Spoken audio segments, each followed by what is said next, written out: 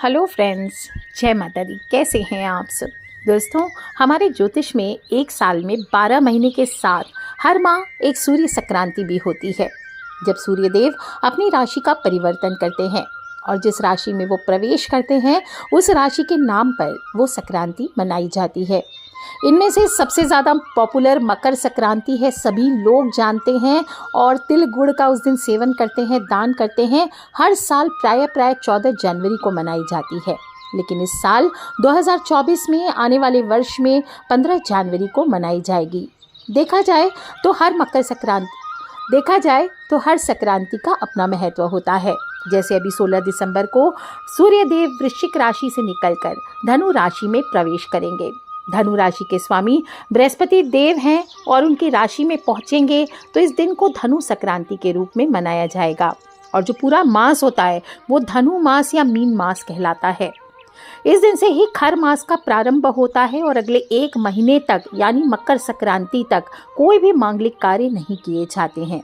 धनु संक्रांति पौष शुक्ल षष्ठी से पौष पूर्णिमा तक मनाई जाएगी और धनु संक्रांति पर सूर्यदेव शाम को 4:09 पर वृश्चिक राशि से निकलकर धनु राशि में प्रवेश करेंगे। इसका पुण्य काल होगा शाम को 4:09 से शाम को 5:26 तक। महापुण्य काल होगा 4:09 से लेकर शाम को 5:26 तक। तो जो भी दान पुण्य स्नान करना चाहते हैं इस मुहूर्त में करें तो ये विशेष फलदायी होता है। संस्कृत में खर का मतलब गधा होता है और गधा मास ये कहलाता है, यानी स्लो हो जाता है। कहते हैं कि एक बार सूर्यदेव अपने रथ पर बैठकर ब्रह्मांड की परिक्रमा कर रहे थे। इस दौरान उनके रुकने का मतलब था धरती पर जनजीवन का रुक जाना। इसलिए उनका रथ आप देखते हमेशा चलता ही रहता है, लेकिन इस दौरान उनके घोड़े एक बार थक गए और उनको प्यास लगने लगी। इससे चिंतित होकर भगवान ने रथ को एक तालाब के किनारे रोक दिया और घोड़ों को आराम करने के लिए छोड़ दिया। उसी वक्त तालाब के किनारे 2 गधे घास चर रहे थे। भगवान ने सोचा चलो दोनों गधों को रथ से जोड़ देता हूँ और उन्हें लेकर वो परिक्रमा पर निकल पड़े। लेकिन गधे तो गधे होते हैं, उनकी रफ्तार घोड़ों के मुकाबले बहुत कम होती है, इसलिए रथ की रफ्तार धीमी हो गई। भगवान सूर्य ने जैसे तैसे 1 महीने का वक्त पूरा किया और वापस तालाब के किनारे पहुंचे, गधों को मुक्त किया और घोड़ों को रथ से वापस जोड़कर फिर परिक्रमा करने निकल पड़े। इस तरह से हर साल में 1 महीना खर मास कहलाता है।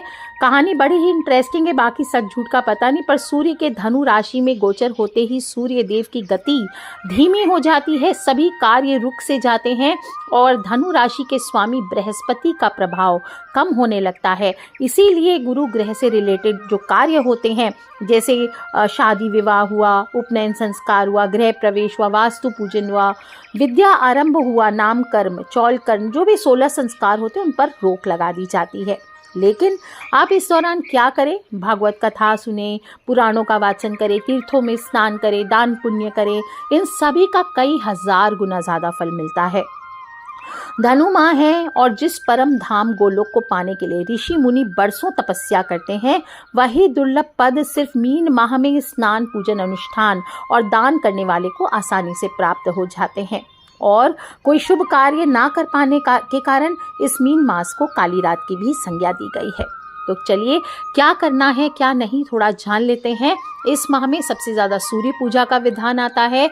एवरीडे नियम तो ये होता है कि सुबह सूर्य उदय के पहले आप उठ करके सूर्य की पूजा करें और तीर्थों में विशेष रूप से गंगा मैया, जमुना जी, गोदावरी आदि पवित्र नदियों में स्नान करके जप तप सेवा स्नान दान आदि करना चाहिए।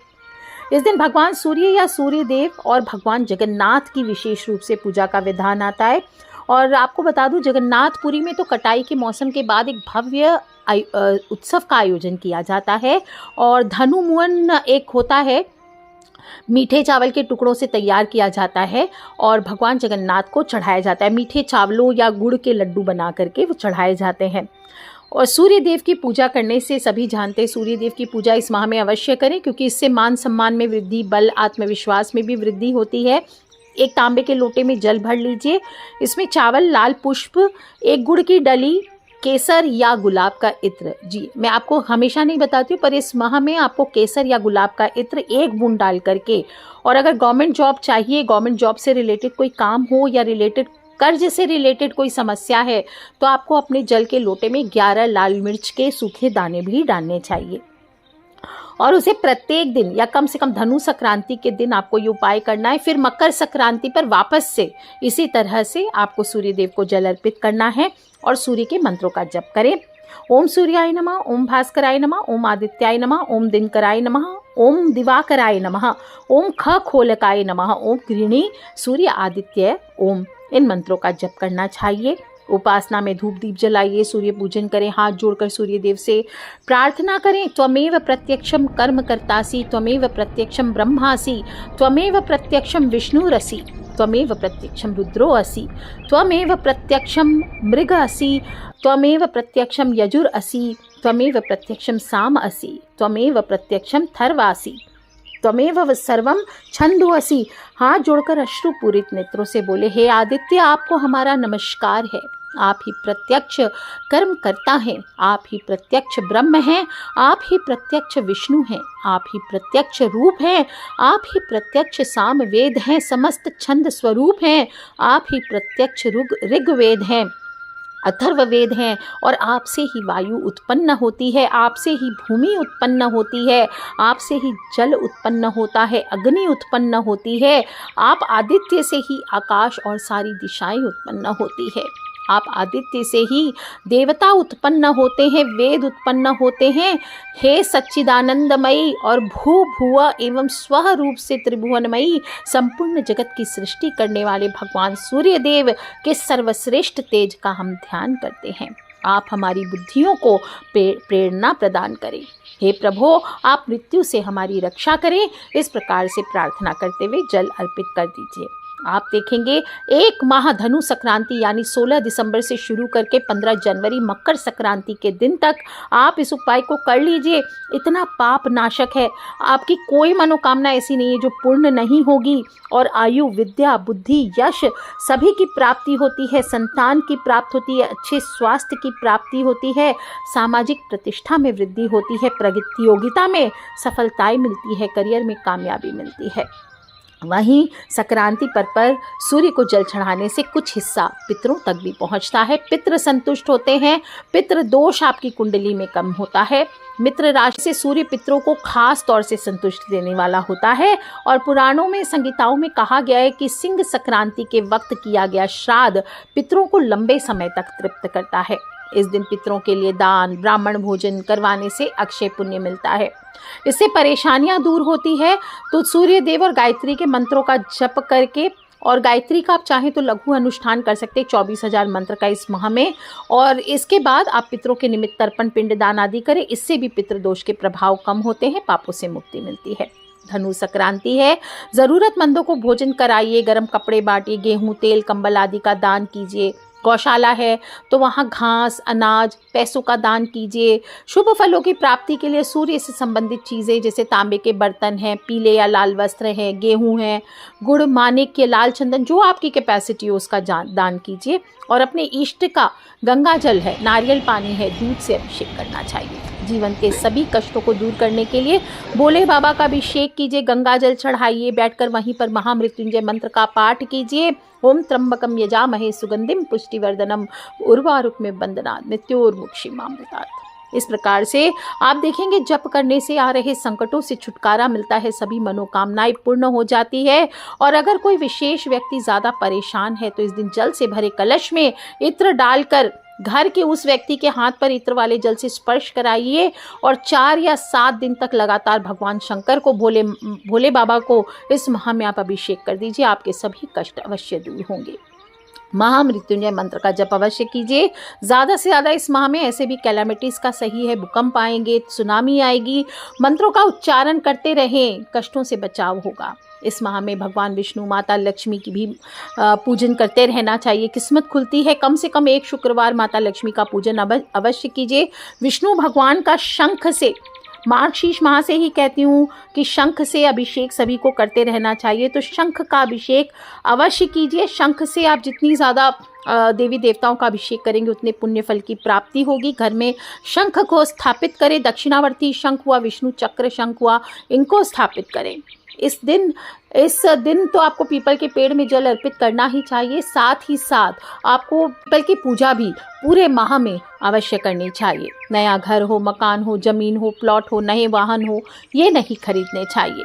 नए कपड़े, आभूषण ये भी नहीं खरीदने चाहिए। पहली बार कहते हैं कि नया कपड़ा पहली बार इस माह में नहीं पहनना चाहिए, पर न्यू ईयर का समय है, काफ़ी लोग घूमने जाते हैं, तो कोशिश करें भगवान को अर्पित करके नए वस्त्र धारण करें।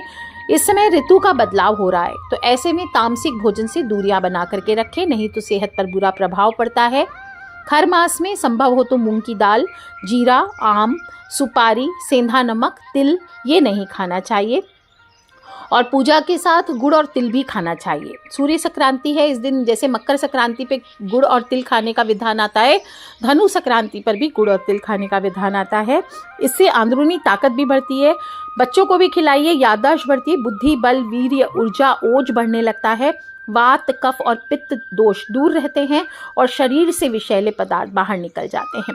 शरीर में बीमारियों से लड़ने की ताकत आती है। तो सब कुछ करें और कुछ करें ना करें दोस्तों, सिर्फ रोज प्रत्येक दिन पूरे धनु मास में धनु संक्रांति से शुरू करके मकर संक्रांति तक सूर्य नारायण को सुबह सुबह नमस्कार करें। इससे आयु, आरोग्य, धन धान्य, क्षेत्र, पुत्र, मित्र, तेज, वीर्य, यश, कांति, विद्या, वैभव, सौभाग्य सभी की प्राप्ति होती है, सूर्य लोक की प्राप्ति होती है।